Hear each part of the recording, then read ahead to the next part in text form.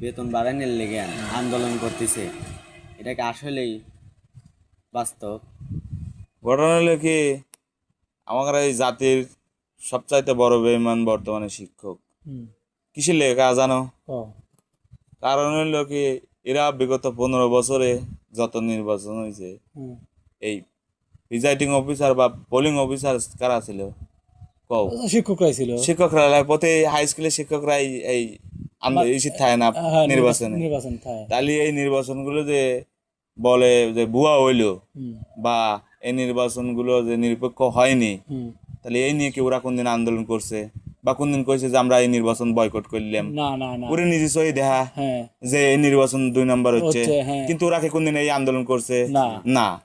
আবার আমার যে ছাত্রছাত্রী স্কুল কলেজে যে এখন পড়াশোনা করে, তুমি দেখাও এই শিক্ষিত সমাজ থেকে বাংলাদেশকে কি দিছে? তুমি দেখাও একটা দেশে আমার যে প্রয়োজনীয় ব্লেড, হুম। সেটা কোন থেকে আনা লাগে? ইন্ডিয়াতে। ইন্ডিয়াতে।